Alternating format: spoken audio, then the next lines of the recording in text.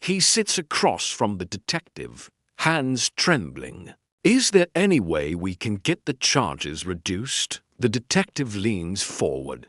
Dennis, a sexual assault isn't something you just forget. I was drunk. I don't remember. Your DNA was inside her. Silence fills the room like poison. Now watch his face. Watch what happens when a man who has hidden in plain sight for 30 years realizes the walls are finally closing in. I didn't do that, he whispers, but his eyes tell a different story. Here's what they don't tell you about cold cases. Sometimes the monster isn't hiding in the shadows. Sometimes he's teaching Sunday school, volunteering at church functions, raising a family in a quiet Michigan town. And sometimes that monster makes a 14-year-old girl disappear into thin air. March 11th, 1989. Holland, Michigan. Aundria Bowman vanishes from her home without a trace. No body. No witnesses. Just gone. Her photo ends up in a music video that millions of people see. Soul Asylum's Runaway Train. You might remember it. 30 years pass. 30 years of silence. Until a murder 700 miles away cracks open a secret that one man thought he'd be buried forever. This isn't just about a missing girl. This is about a predator who operated for decades while everyone around him looked the other way. About a mother who gave up her baby hoping for a better life only to discover the unthinkable. And about the moment when genetic genealogy finally caught a killer who thought he was untouchable. Before we uncover what really happened to Aundria, let me ask you something. What would you do if you discovered the person you trusted most was wearing a mask this whole time? Drop a comment below and tell us where you're watching from. Because this story is going to take us down a rabbit hole so dark, you'll question everything you thought you knew about the people living next door. The clock starts in 1972, with a young girl named Kathy who is about to make a decision that will haunt her for the rest of her life. Kathy Turkianian was just a child herself when she became invisible. 12 years old, living with parents who saw her as a mistake, a burden they couldn't wait to erase. So she did what desperate kids do. She ran. No money, no plan. Just her thumb out on the highway, hoping the next car wouldn't be the wrong one. Memphis, Tennessee. That's where the road finally stopped. That's where she met Randy Badger, 19 years old, offering her something she'd never had before, someone who wanted her around. December 1972. They crossed state lines into South Carolina because the laws there don't ask too many questions. Minors can marry with parental consent. Kathy's parents sign the papers faster than you'd think, washing their hands clean. The marriage lasts less than a year. By 1974, Kathy is 16 and pregnant. Alone again. The cycle she tried to escape is tightening around her like a noose. June 23, 1974. She gives birth to a baby girl. Green eyes. Perfect. Innocent. She names her Lexus. For 9 months, Kathy tries. She goes back to her parents' house, hoping, praying for help. But there's none. No money, no support, just cold silence and the weight of a baby she can't provide for. Here's the moment that changes everything. Picture this. You're 17 years old, holding your 9-month-old daughter, knowing you can't give her the life she deserves. What do you do? Kathy made the hardest choice a mother can make. She surrendered Alexis to the adoption system in Norfolk, Virginia. A closed adoption, the kind where the door slams shut forever. No contact, no updates, no way back. She walked away with one fragile hope burning in her chest that maybe, someday, when Alexis grew up, she'd come looking. 700 miles north, in Holland, Michigan, a couple is praying for the exact same thing Kathy just gave away. Dennis and Brenda Bowman, former Navy reservist and a jewelry counter clerk. They looked perfect on paper. Church volunteers, Sunday school teachers. The kind of couple who brought casseroles to potlucks and smiled at everyone. But Brenda couldn't. Carry a pregnancy, a rare condition, made it nearly impossible. So they turned to adoption agencies. And that's when their file crossed paths with Kathy's baby girl. The Bowmans took her home. Renamed her Aundria Michelle Bowman. By her first birthday, Alexis no longer existed. Now here's what nobody tells you about closed adoptions. They're built on a promise. The promise that you're giving your child a better life. Kathy believed that promise. She held on to it for 14 years. But what if the family you trusted was hiding something unspeakable? What if the man who smiled at church on Sundays had already been arrested for something that should be kept him away from children forever? The Bowmans looked like the answer to Kathy's prayers. But Dennis Bowman was already a predator. And Andrea's new life, it was about to become a nightmare. May 1980, Holland, Michigan.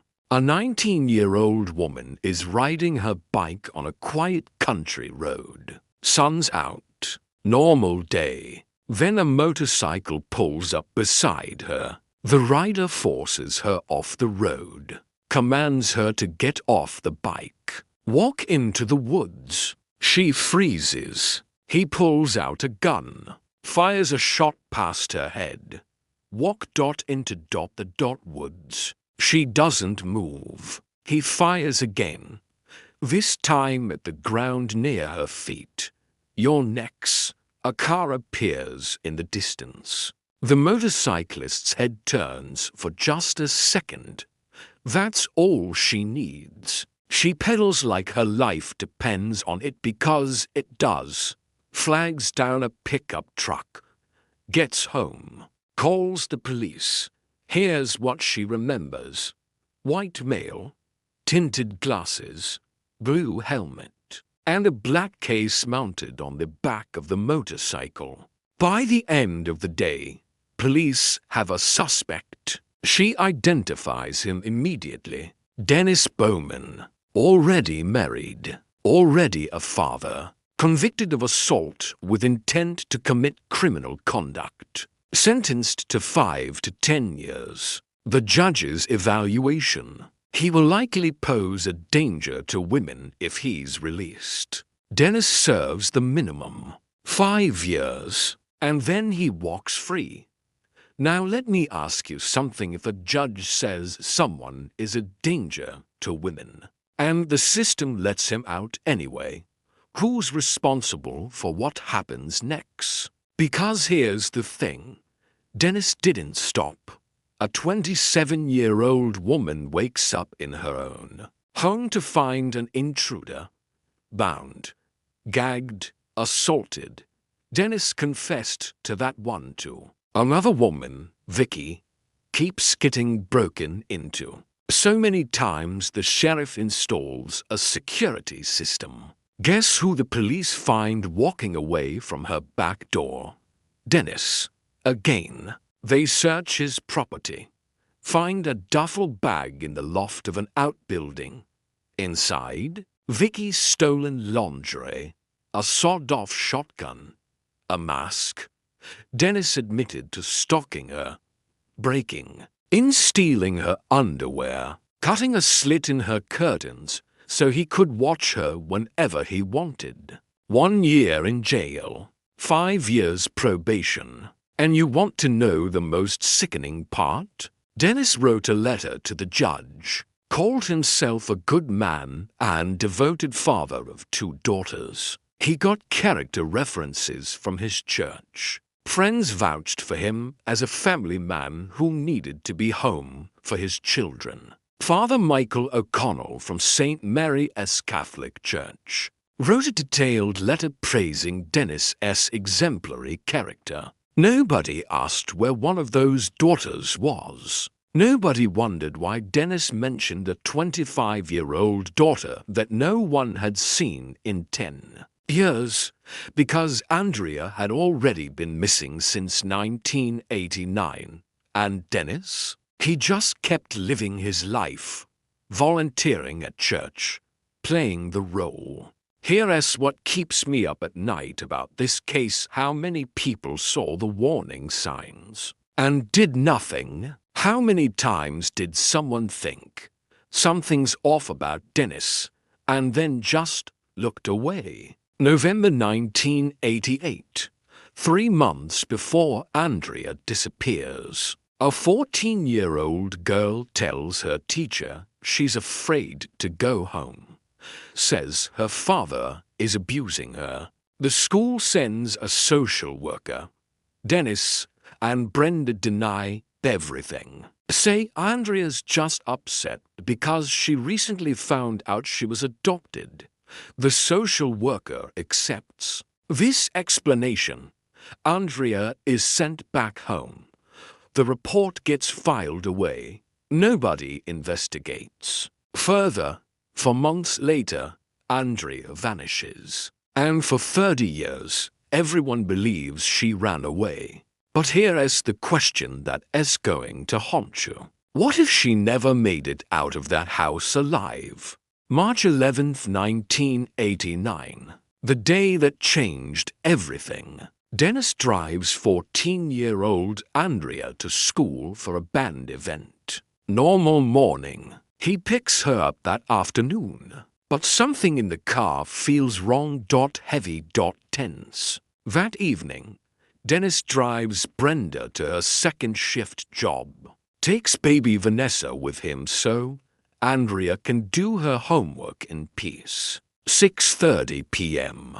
Dennis returns home with Vanessa. The house is completely dark. He calls out for Aundria. Silence. He walks upstairs. The master bedroom door is open, a door that's usually kept locked. Inside, a small travel suitcase is missing. The cash from their recent tax refund, gone. Even the coins from Vanessa's piggy bank have vanished. When Brenda finishes her shift at 11:30, she comes home to the news. Aundria is missing. Brenda spends her nights driving the dark country roads of Ottawa County, scanning cornfields, empty streets, searching for any sign of her daughter.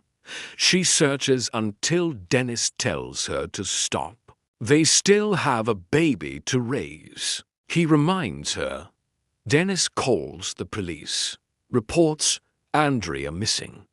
But here's how he describes her. A troubled teenager who frequently fought with her mother. A girl who ran away to a friend's house once before. The police see no signs of struggle. They hear about the missing money and suitcase.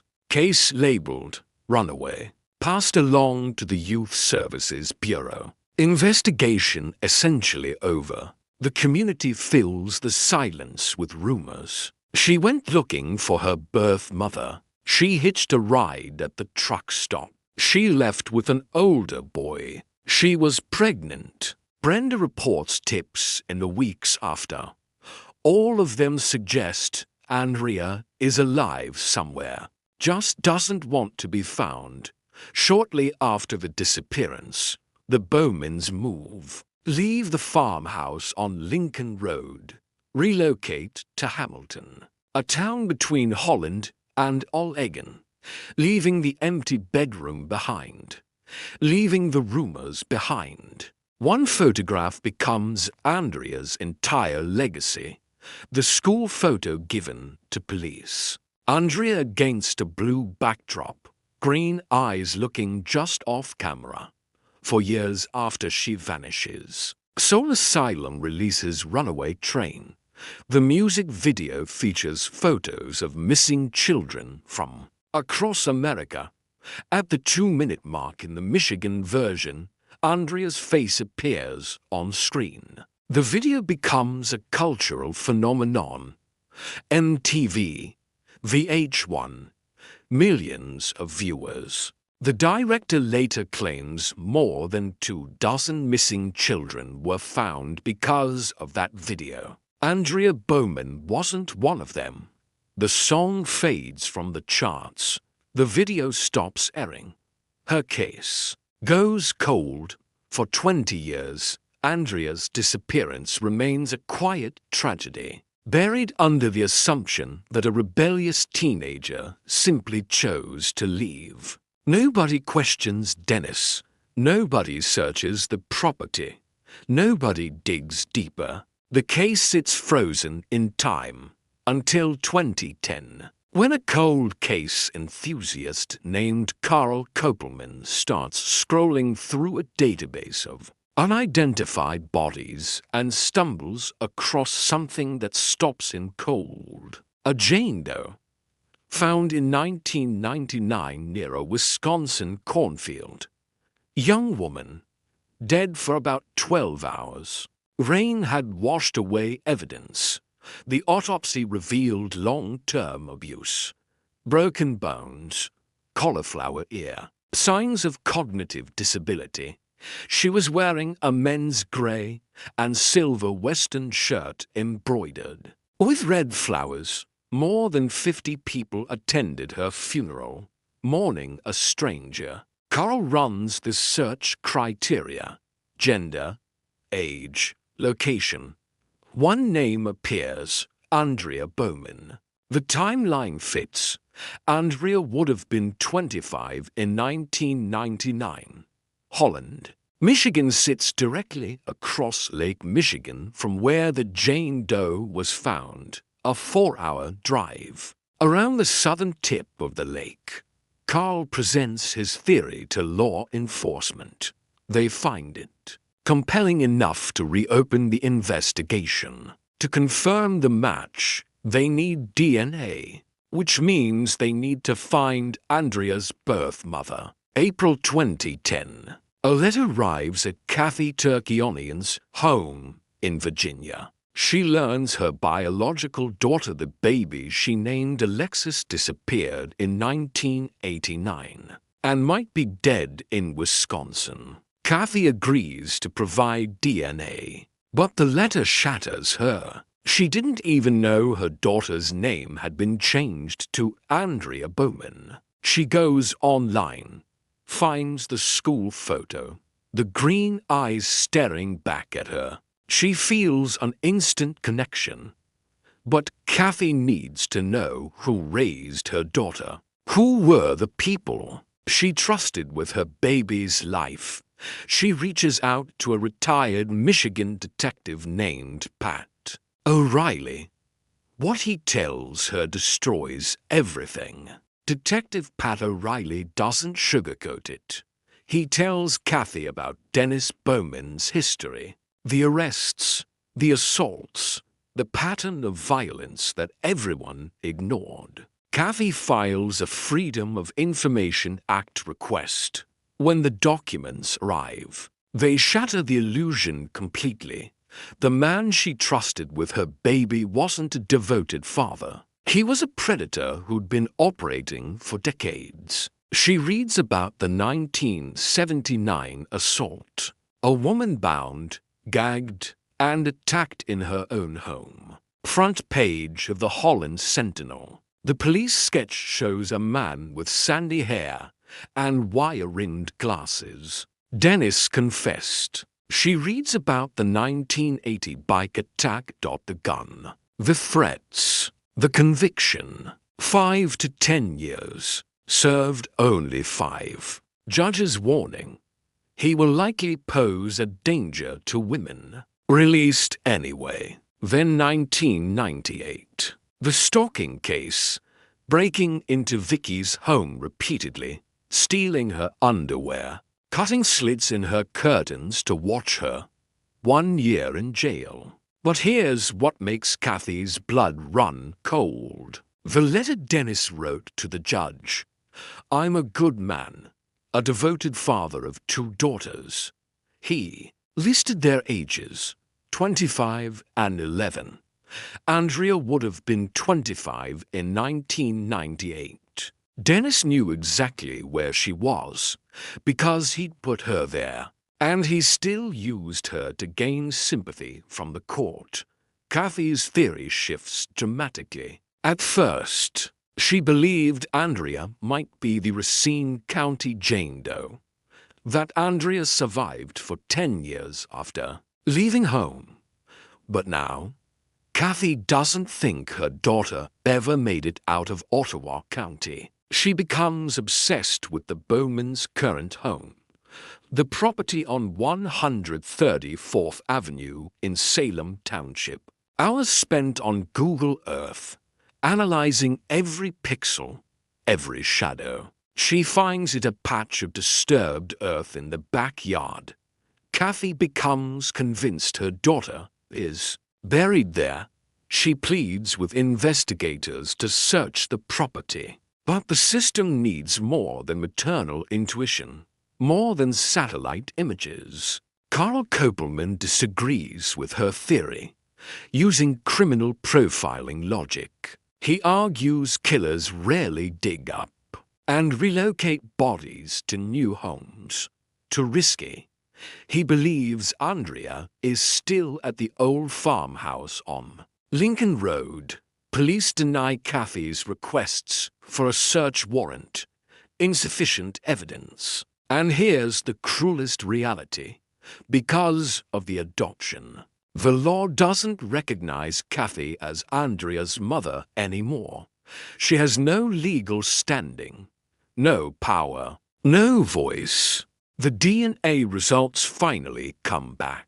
Kathy is not related to the Racine County Jane Doe. It's devastating, but it also confirms what Kathy now believes in her gut. Aundria didn't survive past 1989, which means Dennis killed her. September 2013. Kathy and Carl attend the Missing in Michigan conference, an event designed to generate leads for cold cases. They wear custom shirts, find Aundria Bowman. Carl scans the room, then freezes. That's Vanessa, he whispers, pointing to the red-haired young woman across the hall. And that's Brenda. Brenda recognizes Kathy from Facebook. She's seen Kathy's posts accusing Dennis. Brenda approaches, eager to defend her husband. She insists they cooperated fully in 1989, shows them a binder of notes and flyers as proof. Carl gently presses her about Dennis's criminal record. Brenda's response is chilling. I haven't forgotten what he did, but I do forgive him. I take my marriage vows very seriously. With Brenda standing as a human shield between Dennis and justice, the Michigan investigation hits a wall. No body, no evidence, no confession.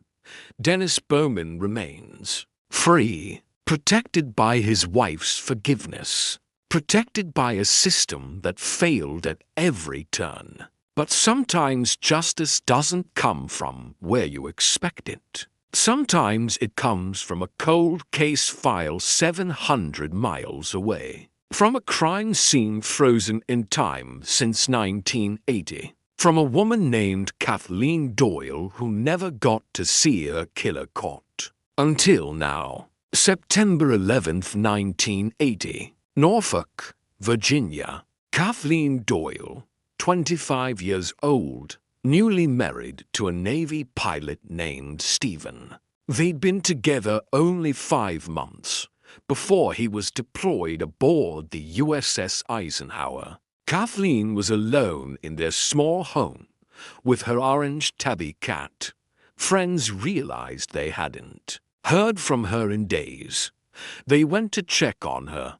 What they found was a scene of absolute horror. Kathleen was dead in her bedroom, the room ransacked, her body bound and gagged, strangled with a rope, stabbed multiple times, brutally raped. Time of death, between 7:30 p.m. and midnight. Body undiscovered until noon the next day.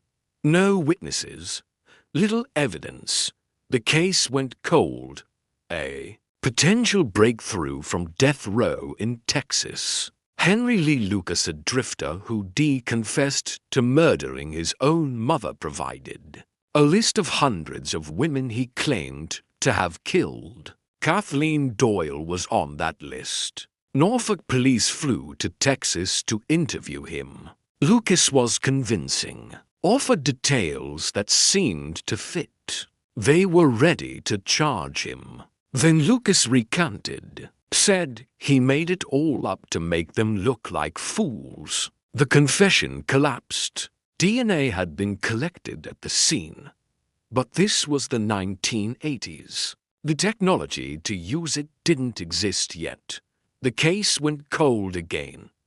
38 years of silence. Until 2018, when genetic genealogy changed everything.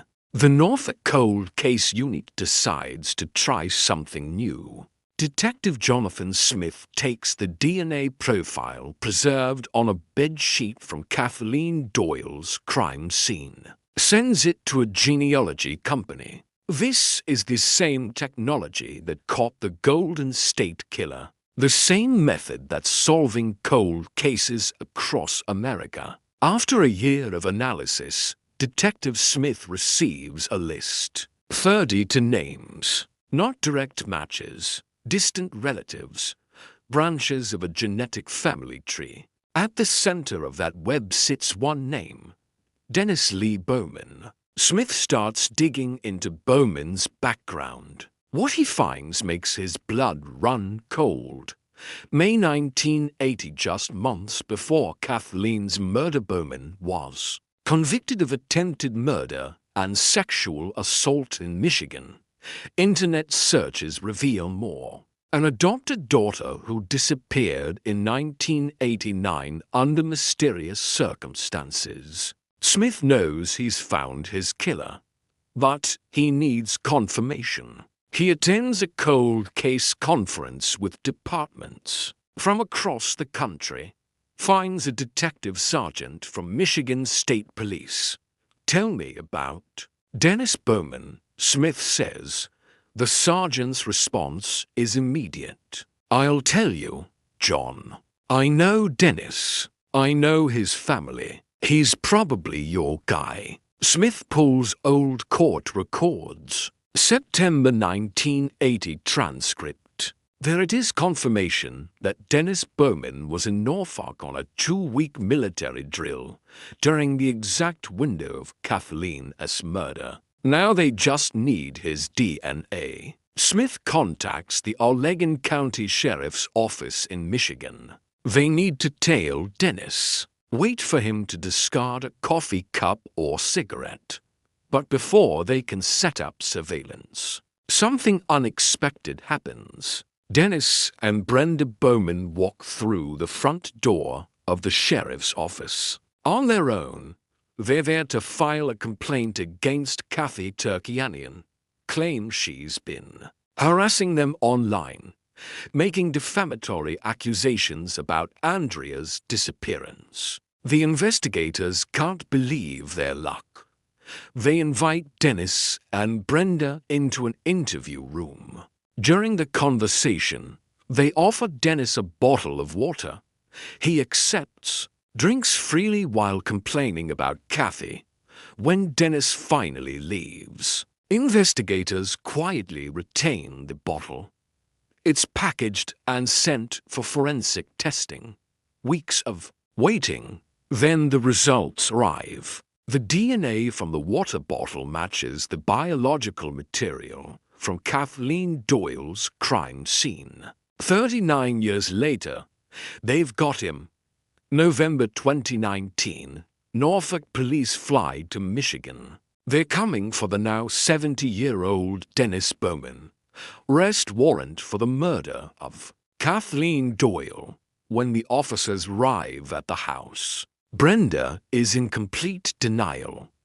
"You've got the wrong person," she shouts, stepping between them and Dennis. He would never do something like that. In 1980, he barely even left Michigan. Military records prove she's wrong, but Brenda doesn't care about facts. A sergeant tries to move her aside. She slaps his hand away. "Stop. Let him go. You don't understand. Dennis is a good man. He helps at the church. He volunteers. He didn't kill anyone." They escort Dennis out in handcuffs. Brenda follows them to the door, voice breaking. "Dennis, I believe you. I'll hire the best lawyer I can. We're going to prove you're innocent." Dennis is transferred to the Allegan County Sheriff's Office to await extradition to Virginia. That's when Detective Jonathan Smith walks into the interrogation room. And here's where everything changes. Smith uses a psychological approach, removes his badge, lowers the tension, creates an atmosphere where Dennis might feel comfortable. It works. Talks about his parents, his difficult childhood, his fascination with knives. Then, slowly, he starts sharing details about Kathleen Doyle. He admits he was in Norfolk for a training camp, says he felt stressed and isolated, claims he left the Navy base to clear his head, went to a bar, got heavily intoxicated. According to Dennis, he wandered the streets until he spotted a house with the lights off. No car in the driveway. Decided to break in to find money. Searched the house until he opened a door. Kathleen started screaming. Dennis says he covered her mouth with his left hand, shoved her with his right, which happened to be holding a pocket knife. He claims when she fell, she grabbed his hand, causing the knife to accidentally penetrate her. Says he left immediately while she was still moving on the bed. It's a sanitized lie. He mentions nothing about the strangulation, the burn mark on her face, the brutal sexual assault. When Smith asks what he felt during the attack, Dennis refuses to take responsibility. He blames a demon, says something took him over. His demeanor shifts, eyes change. Smith notes he appears almost possessed. Dennis even draws a picture on a notepad. A creature with horns and a pointed beard. Says it wanted to get out. When confronted with the evidence that Kathleen was stabbed in the stomach, back, and hands, bound with cord, choked with electrical wire, Dennis shuts down. "I don't remember," refuses to make eye contact. Behavior becomes almost childlike. Smith leaves the room. The cameras keep rolling. Dennis sits alone, muttering to himself. At first, "I didn't do it. I didn't do it." Then, abruptly, the words change. "I did it again. I did it again." Now they have a confirmed killer, but Aundria's fate still remains a mystery. And the clock is ticking, because once Dennis is extradited to Virginia for life imprisonment, Michigan's window to find Aundria closes forever. Dennis Bowman is now in custody for murder in Virginia. But Michigan investigators know they're running out of time. Once he's extradited for life imprisonment, their chance to find Aundria vanishes. Dennis becomes the prime suspect in his stepdaughter's disappearance. But there's a problem. Physical searches of his property with cadaver dogs yield nothing. The earth keeps its secrets, and Brenda, she remains a wall of silence, still defending her husband despite the mounting evidence of his double life. Police need leverage, so they propose a deal. They know Dennis's priority isn't his conscience, it's his family. Here's the offer: reveal Aundria's location, and he can serve his time in a Michigan prison, where Brenda and Vanessa can visit him. Refuse, and he goes to Virginia immediately, cut off from them forever. Dennis is initially reluctant, but the thought of never seeing his family again breaks him. He agrees, but only on one condition: he wants a supervised meeting with Brenda first, before she arrives. Dennis checks to make sure the interrogation room cameras are recording. This is a performance for posterity. When Brenda enters, Dennis finally confesses to her, but the story he tells is carefully constructed, designed to minimize his guilt. He claims Aundria died the day she disappeared, March 11th, 1989. According to Dennis, he arrived home with baby Vanessa to find Aundria packing a bag. When he confronted her, she threatened to tell her therapists again that he had molested her. They argued. He struck her. She fell backward down the stairs. Dennis says when he reached her, he noticed her head tilted to one side, eyes still open, no pulse. He tells Brenda he panicked, didn't want to lose her by going to prison for an accident, so he wrapped Aundria's body in a blanket, hid it in the barn, then reported her missing. Regarding the body, he offers this. Days later, he placed it in a cardboard barrel, put it with the neighbor's trash for pickup, claims he believed it was taken to a landfill and incinerated. Brenda weeps, but her loyalty never wavers. "I forgive you," she tells him. "I still love you." Investigators and Kathy Turkianian are immediately skeptical. The story feels like a transparent attempt to blame Aundria for her own death, and the trash pickup story improbable, too risky for someone as calculated as Dennis. But they can't prove otherwise, so they decide to monitor his communications from jail. Their patience pays off. Letters start arriving. Dennis writing to Brenda from his cell. December 12, 2019. A letter that directly contradicts his confession. Dennis writes that he didn't put the body in the trash. He placed her in a private cemetery. Another letter describes the clothes she was buried in with haunting specificity. Jeans, her favorite sweater, a gold necklace. He mentions that over the last 30 years, he's walked past her burial site more than 100 times. Armed with these contradictions, investigators confront him again. Dennis remains defiant, says he'll take the location to his grave. Authorities turn to the only person Dennis responds to, Brenda. They explain the reality. Without the body, the deal is off. Dennis goes to Virginia forever. Under this pressure and driven by a desire to give Aundria a proper cremation, Brenda pleads with him. Finally, Dennis relents. He admits the trash story was a lie. Here's the truth. He originally buried Aundria in the backyard of the rental home on Lincoln Road, the farmhouse where she disappeared. But when the family moved to their new home on 134th Avenue, Dennis did something unthinkable. He exhumed her remains under the cover of darkness and reburied them in the backyard of the new property. He moved his victim with him, kept her under his control even in death.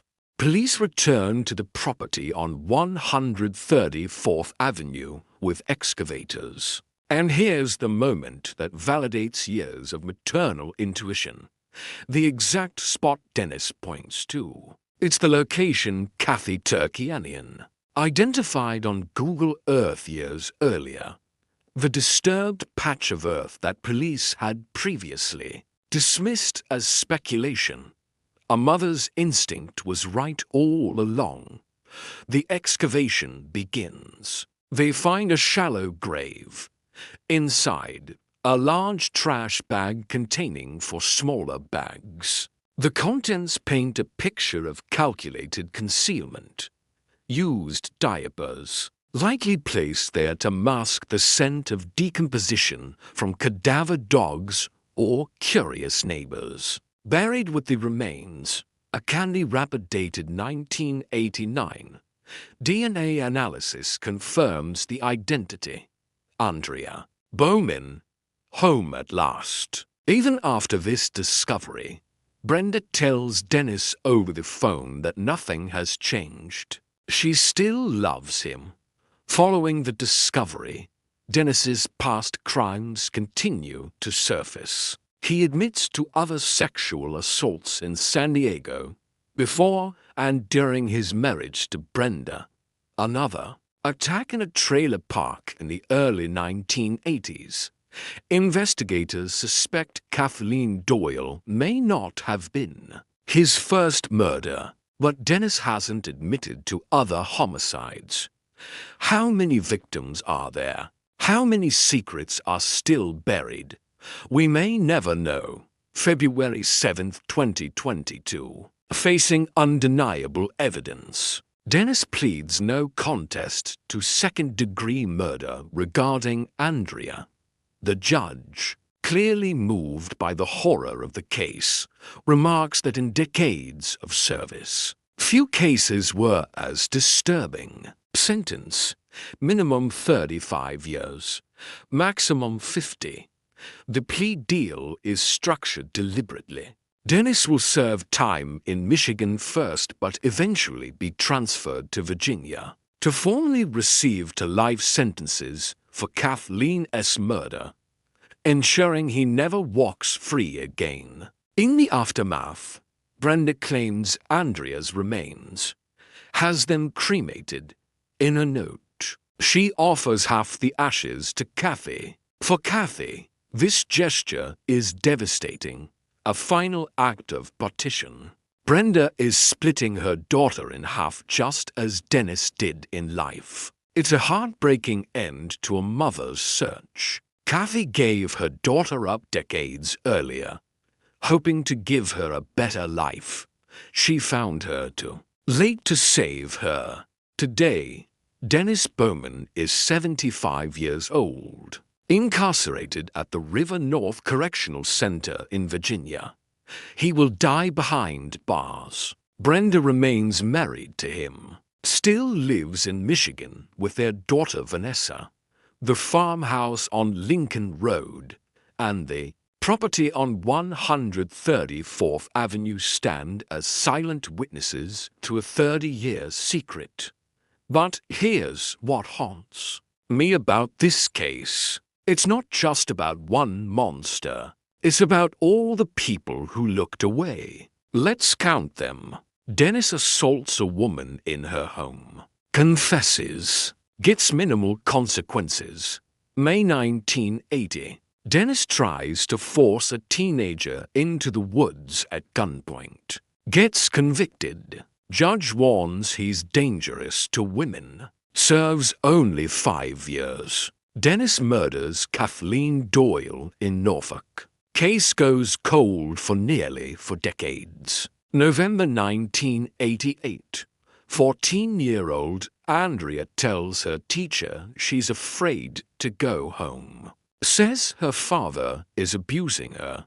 A social worker visits. Dennis and Brenda deny it. Social worker accepts their explanation. Aundria is sent back home. For months later, she vanishes. Police label her runaway without serious investigation. Case closed. Dennis stalks and breaks into Vicky's home repeatedly. Gets caught with stolen underwear and a mask. 1 year in jail. Church members write character references. Call him a devoted father. A good man. Nobody asks where his eldest daughter is. For 30 years. Dennis walks free. Volunteers at church. Plays the family man. All while Andrea's body is buried in his backyard. At every turn, the system failed. Teachers failed. Social workers failed. Police failed. The courts failed. The church community failed. And maybe that's the most terrifying part of this story. Dennis Bowman wasn't a criminal mastermind. He wasn't brilliant. He was just protected by a wife who chose loyalty over truth, protected by a system that prioritized appearances over children's safety, protected by a community that didn't want to believe evil could exist in their Sunday school teacher. Kathy Turkianian gave up her baby in 1974, believing adoption would give her daughter the better life she couldn't provide. She trusted the system. She trusted that someone, somewhere, was making sure her daughter was safe. But nobody was watching. And by the time genetic genealogy finally caught Dennis Bowman in 2019, Aundria had been dead for 30 years. Here's what I want you to think about. How many Dennis Bowmans are out there right now? How many people in positions of trust coaches, teachers, youth pastors, family friends are hiding behind respectable facades? How many children are crying out for help, only to be dismissed as troubled or rebellious? How many women have reported stalking, break-ins, or harassment, only to be told it's not serious enough? The warning signs were everywhere with Dennis Bowman. Multiple arrests, multiple convictions, a judge's explicit warning, a teenage girl begging for help, and still nobody stopped him. Think about the 19-year-old on the bike who refused to go into the woods. Her bravery saved her life. But how many others weren't so lucky? Dennis admitted to other assaults, other attacks, but he's never admitted to other murders. Investigators believe there may be more victims. Women whose cases went cold, whose bodies were never found, whose families never got answers. Because here's the thing about predators like Dennis: they don't stop. They escalate. They refine their methods. They get better at hiding. And when the system repeatedly fails to hold them accountable, they learn they can get away with it. Dennis Bowman operated for decades. For decades of violence. How many lives did he destroy in that time? We may never know the full count, but we know this. Aundria Bowman deserved better. Kathleen Doyle deserved better. Kathy Turkianian deserved to watch her daughter grow up. Brenda and Vanessa deserved to know the truth about the man they lived with. And every person who crossed paths with Dennis Bowman deserved a system that actually protected them. This case was solved not because the system worked, but because technology finally caught up. Genetic genealogy, DNA databases, digital tools that didn't exist in 1989. Without those advancements, Dennis would still be free, still volunteering at church, still playing the devoted father, still carrying his secrets to the grave. So, what's the lesson here?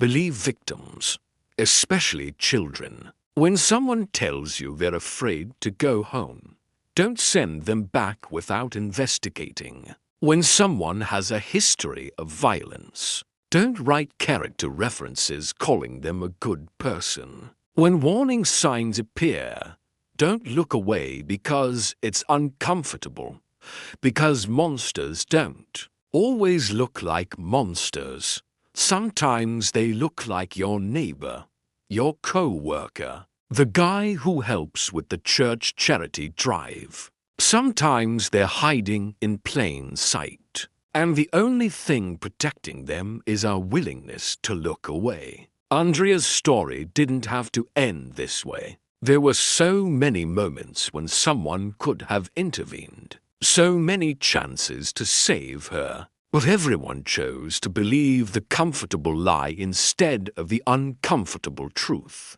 Don't let that be you. Let's go back to the beginning. Remember the interrogation footage we started with? Is there any way we can get the charges reduced? Dennis, a sexual assault isn't something you just forget. I don't remember. Your DNA was inside her. Now you know the full story behind those words. You know about Kathleen Doyle, about Aundria, about all the victims whose names we may never learn. You know that when Dennis said, "I don't remember," he was lying, because he remembered enough to move Aundria's body when he changed houses. He remembered enough to walk past her grave over 100 times in 30 years. He remembered enough to use her as a character reference in court, calling himself a devoted father while she was decomposing in his backyard.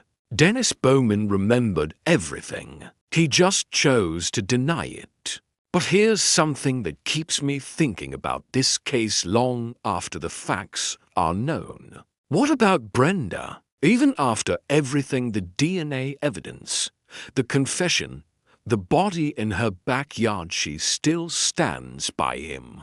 Still married. Still in love. Still loyal. How does that happen? Some people might say she's a victim too. That she was manipulated, controlled, maybe even afraid. Others would argue she chose to protect a monster over protecting children. That her loyalty enabled decades of violence.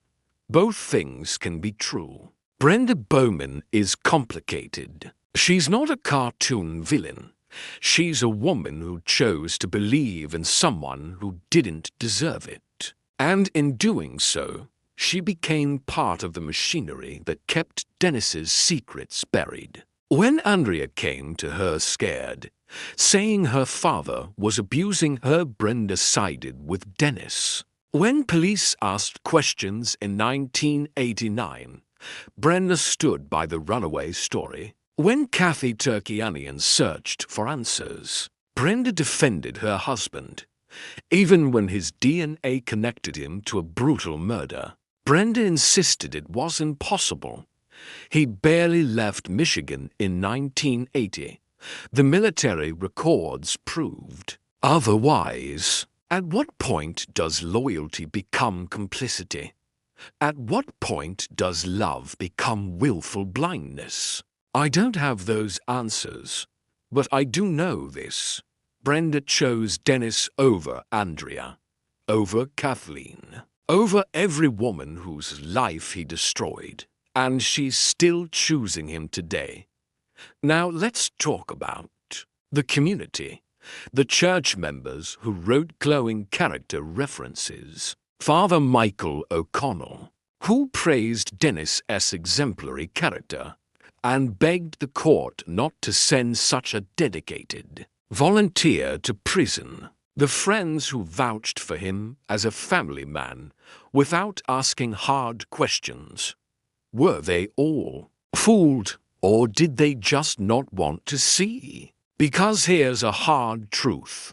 Communities protect their own. Even when their own is a predator. It is uncomfortable to believe that the guy who helps with the charity drive could also be a killer. It's easier to dismiss the accusations, to assume the victim is lying or confused or troubled. It is easier to write a letter defending someone's character than to confront the possibility that you've been wrong about them all along. But that comfort comes at a cost, and Aundria Bowman paid that cost with her life. So did Kathleen Doyle. So did every other woman whose name we don't know. Carl Kopelman, the cold case enthusiast, who connected Aundria to the Racine County Jane Doe, spent thousands of hours researching this case. He didn't have to. He wasn't law enforcement. He wasn't family. He was just someone who believed missing people deserved to be found. His work didn't solve Aundria's case the way he hoped. The Jane Doe wasn't Aundria. But his research brought Kathy Turkianian into the picture.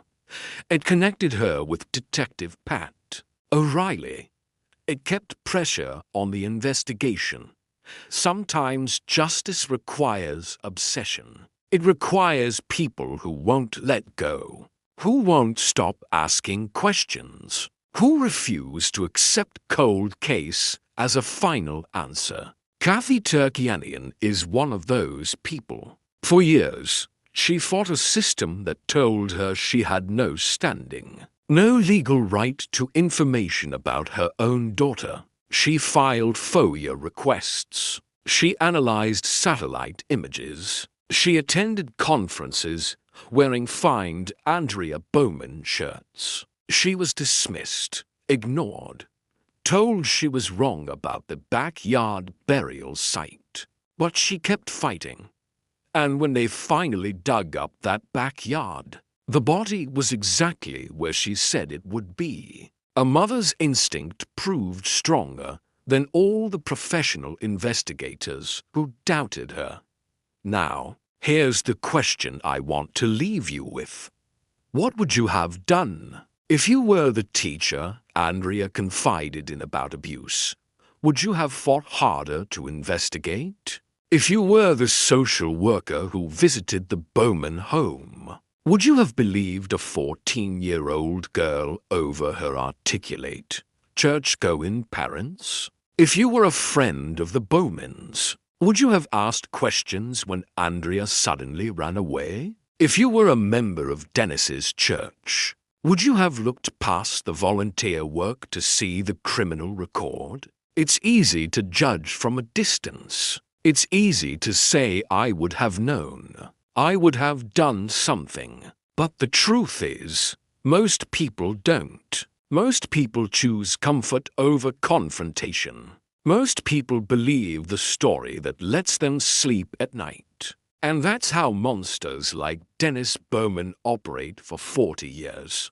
Not because they're brilliant, not because they're untraceable, but because people don't want to see them. Aundria Bowman's story is a tragedy, but it's also a warning about what happens when we prioritize appearances over safety, when we value institutions over individuals, when we choose silence over uncomfortable truth. The system failed Aundria at every level.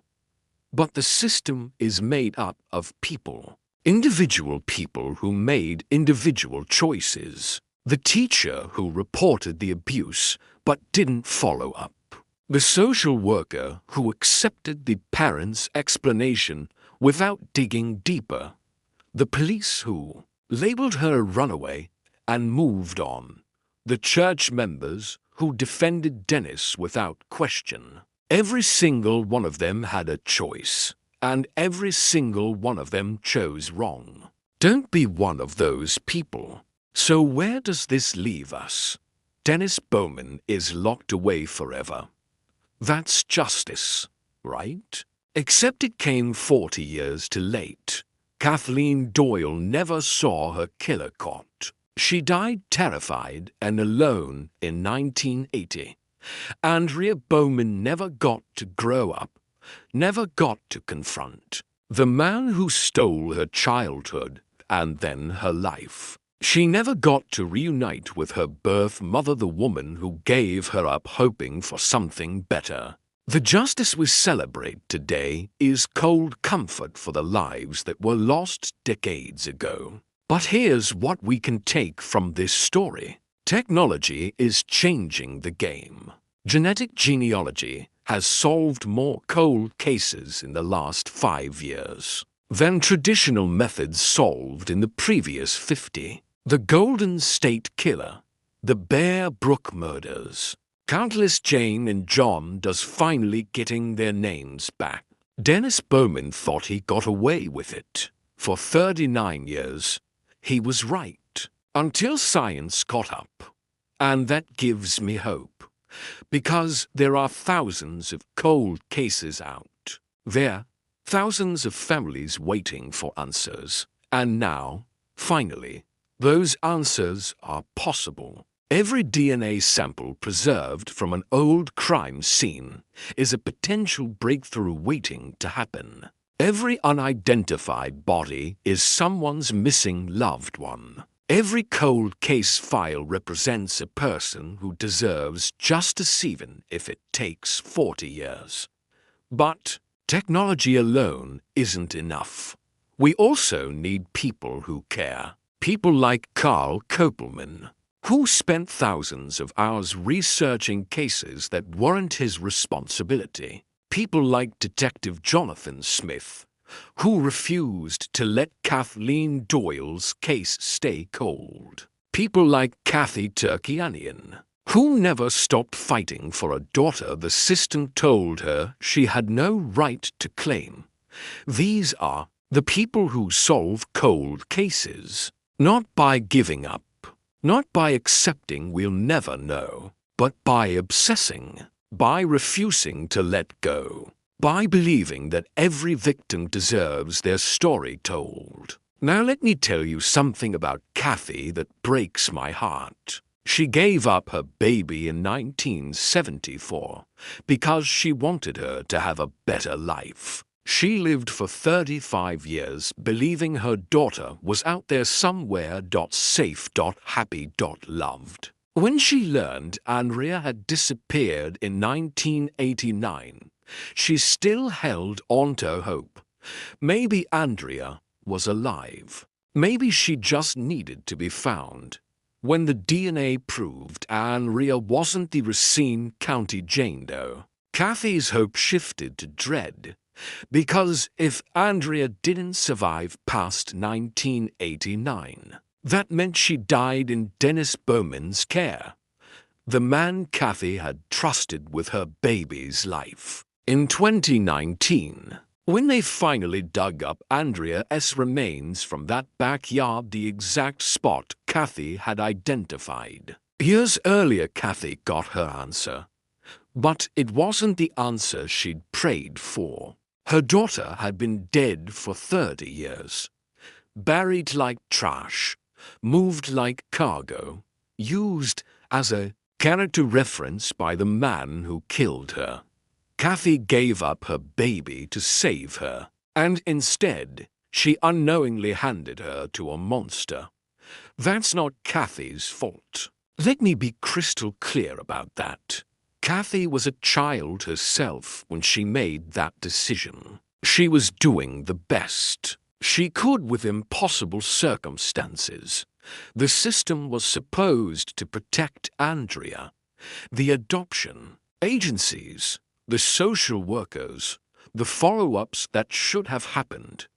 But nobody was watching. And by the time anyone started asking questions, it was already too late. Today, Kathy has half of her daughter's ashes. Brenda Bowman has the other half. 2 mothers, 1 daughter, both destroyed by the same man. I think about that a lot. The biological mother who gave her away out of love. The adoptive mother who kept her in a house with a predator. One mother spent decades searching for truth. The other spent decades defending a lie. And Aundria, she's the one who paid the price for everyone else's choices. Here's what I want you to remember from this story. When someone tells you they're in danger, believe them. When a child says they're afraid to go home, investigate before you send them back. When someone has a pattern of violence, don't make excuses for them. When your instincts tell you something is wrong, trust them. Kathy trusted her instincts about that backyard. Everyone told her she was wrong. She wasn't. Aundria trusted her instincts when she told her teacher she was afraid.